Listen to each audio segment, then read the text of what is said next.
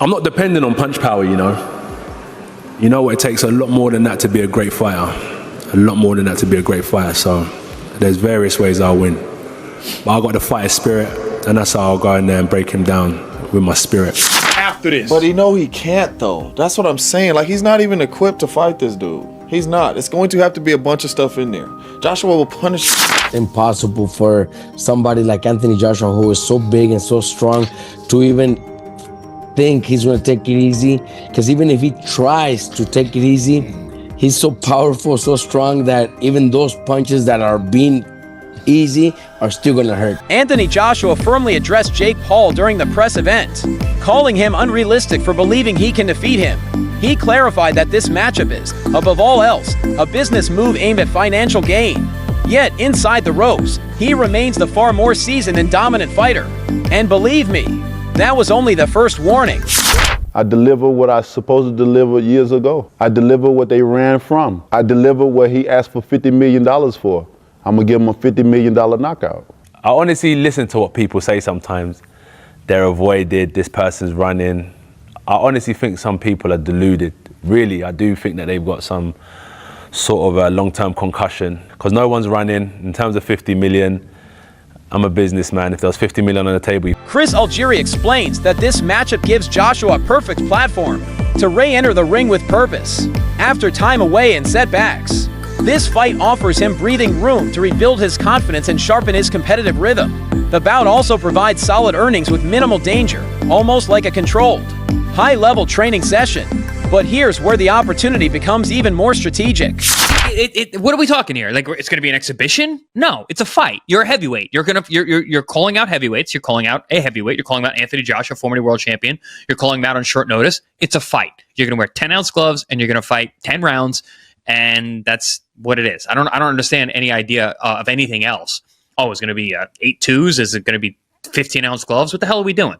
This is boxing. You want to fight a real guy? You're fighting a real guy, which I am very respectful, and I respect the hell out of Jake Paul if he does step in the ring with Anthony Joshua. No matter what happens, kid's got balls of steel, and I applaud you.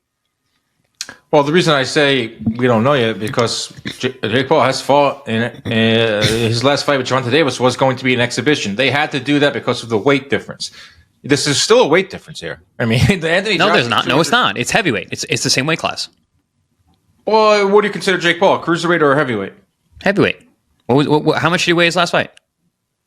He's fought at cruiserweight. He's also fought at heavyweight. Against Tyson was at heavyweight. What was his last fight? He's a cruiser. He's a heavyweight. What was his last fight? His last fight was at cruiser against Chavez. Whatever, you know what I mean. Like the reason Gervonta Davis fight. He fought Chavez after Tyson. I guess Tyson was that long ago. Wow. Yeah, it was a year ago. This week, I was looking at my Instagram memories. I was in Dallas, Texas, getting ready for me pooping my pants on Netflix. That was about a year ago. Exhibition. These are questions that are asked. These are questions that are attached. Eddie Hearn acknowledges that Joshua is absolutely interested in facing Jake Paul, though caution is necessary because of Paul's unpredictable track record. He notes that Jake has a habit of confirming bouts and then abruptly postponing or revising plans, making scheduling difficult. For this reason, Joshua's team stays alert and adaptable while keeping preparation steady. Hearn adds that if Jake follows through, the financial upside could be one of Joshua's largest paydays yet. However, he stresses the importance of balancing excitement with discipline to avoid unnecessary distraction. This entire situation demands a careful blend of patience and readiness, and the unpredictability of Jake Paul keeps everyone guessing. The Jake Paul news seemed to come to a surprise for many. How close are we to making that fight, Eddie? Not that close. I mean, there are conversations. There's a lot of hurdles to overcome. But if he's serious about the fight, and if it can get made, there's a very good chance we'll do it. Is it on Netflix, and what did DAZN have to say of the fact that it made? One of the hurdles to overcome. But we were going to have an 8-round run out in December. Just so happens it might be against Jake Paul.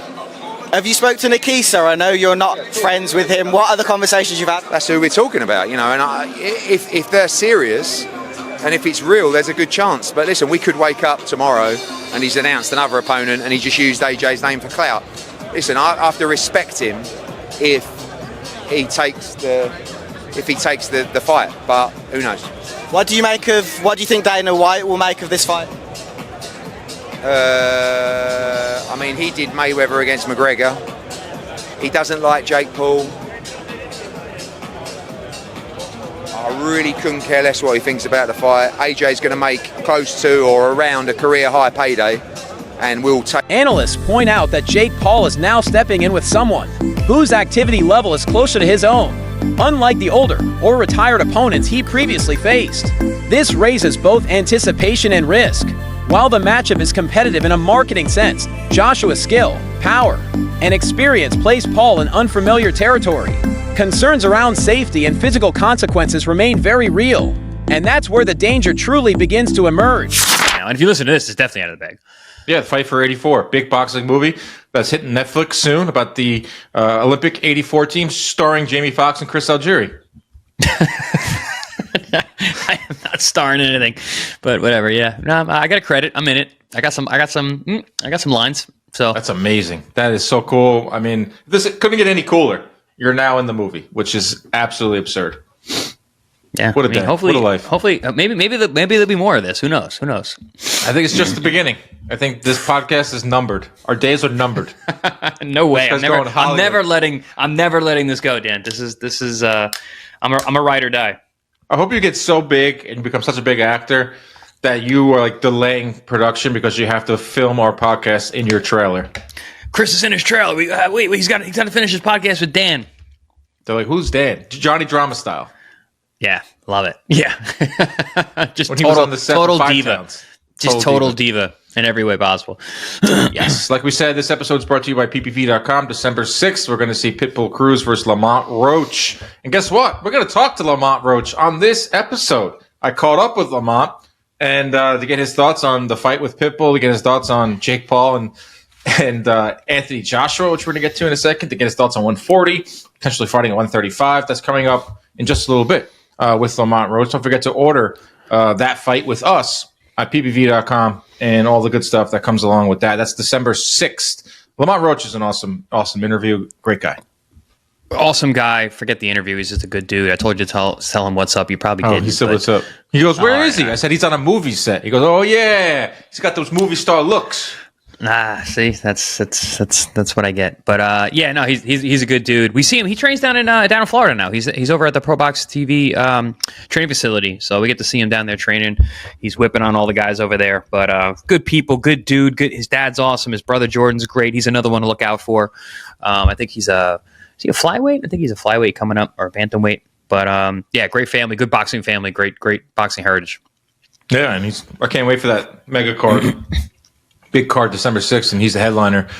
So we're going to get to him in a second. Some big news broke. Shocking news. According to Ring Magazine, Anthony Joshua is going to step in for Gervonta Davis and fight Jake Paul. We don't know yet if it's an exhibition. We don't know yet the rules set. We don't know the date.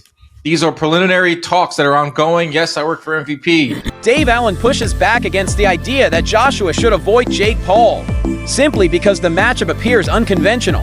He argues that Joshua is still in prime physical shape, unlike older fighters who might lack sharpness.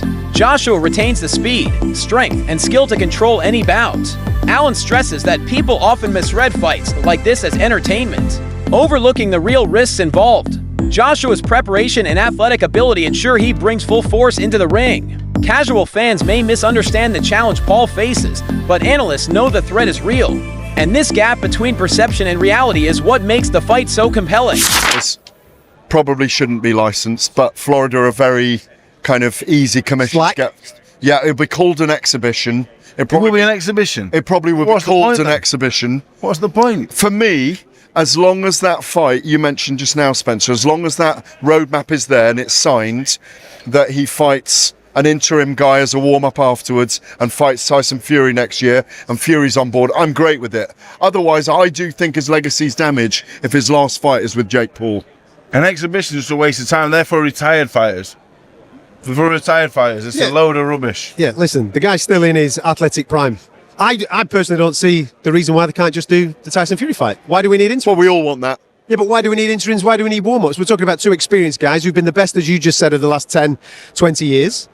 Let's get the fight on. It's as ridiculous as Gervonta Davis going in with him, basically, isn't it, with Jake Paul, Quite frankly? so different mindsets. And what, again, listening to Eddie today and what he was saying, the damage that Anthony Joshua suffered mentally, not physically, because physically he's still all there, but mentally against Daniel Dubois, he needs to go through that process again. And they said, and that's just the whole getting your hands wrapped up, doing it, whether it's Jake Paul, whether it's a top 100 fighter, you go, that's the way Anthony Joshua ticks. He needs that before going into the...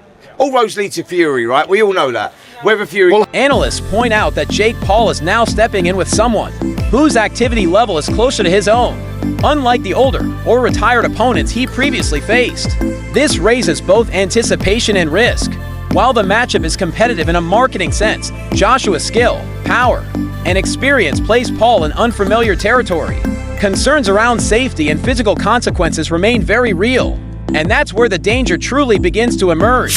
Be even bigger than the Mike Tyson fight. It's hard to say, really. Tyson was a big name, but it's going to do numbers regardless, because Joshua is a big name, and then people are going to be tuning in to see Jake Paul get knocked out. Right now, Eddie Hearn talks about Jake Paul taking this Joshua fight. I mean, my estimations of Jake Paul would go through the roof if he signed to fight Anthony Joshua, because I just can't believe in my mind that he would do something like that. I mean, Gervonta was a smart one because of his size. Like, you know, I think actually he would have had a lot of success against Jake Paul, but the size is a problem.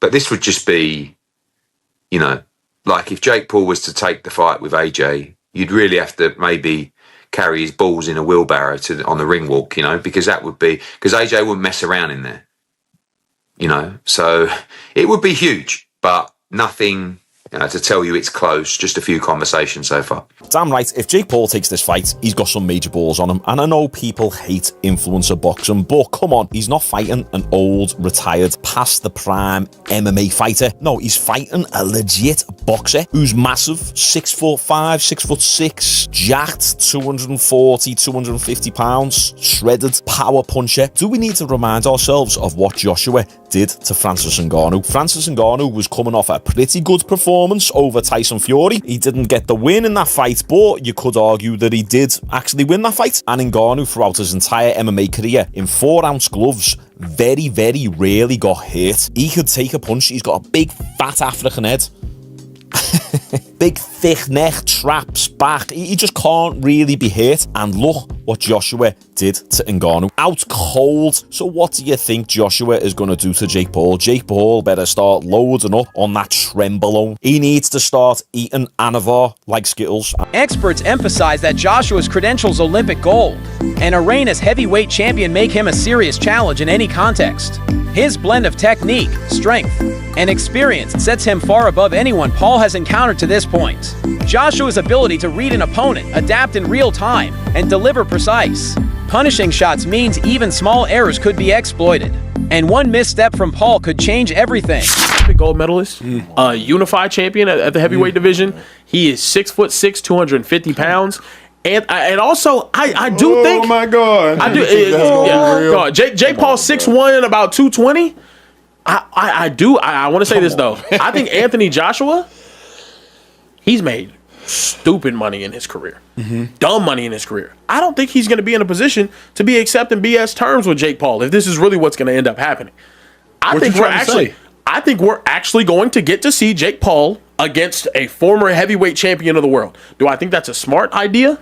Absolutely not. For Jake Paul, do I think it would sell? Absolutely. Do I think it'd be very interesting and people would tune in to see if he gets his head knocked off? Absolutely. I genuinely, I hate to say it. Commentators agree that this matchup is anything but casual. It demands complete attention, thorough preparation, and deep respect for Joshua's abilities. His reach, conditioning, and strength give him a clear advantage in controlling the ring, while Paul enters with confidence. Underestimating a former world champion could be a critical mistake. Joshua's battles with elite heavyweights have refined his timing and ring intelligence, allowing him to manage fighters with unconventional styles. And this is exactly why Paul's challenge becomes a true test. Probably sees what Alexander Usyk, who's now the undisputed, one of the greatest heavyweights of all time now after beating all these guys. He was a smaller guy. Went up, he's like 6'2", 6'3", about 200 pounds at first. Now he's probably sitting at about 220, 230. Similar size to Jake Paul. Yeah. Went up and beat all these guys. Granted, Usyk greatest amateur boxer at that weight class ever. I think it's going to be interesting, but I do think Jake Paul is in a good position. The only fear is this. I hate to give him credit. If Jake Paul gets his block knocked off completely. Yeah, very possible. The Jake Paul experiment is over. It's a wrap. Because if you step into the ring, everybody thus far is wondering and has wondered, like, what would happen versus a legitimate boxer? Yeah. And in their relative shape. Not a 50-year-old Floyd. Yeah. Not a 60-year-old Mike. We've all asked ourselves, well, what happens if you fight a real fighter? The problem is, once you fight a real fighter and you get beat down, the hypothesis is gone. So now we don't need to wait to see the experiment. Y'all know what we do every year. We say the best college team could beat the worst NFL team. Yeah, and it's nasty. a fun debate.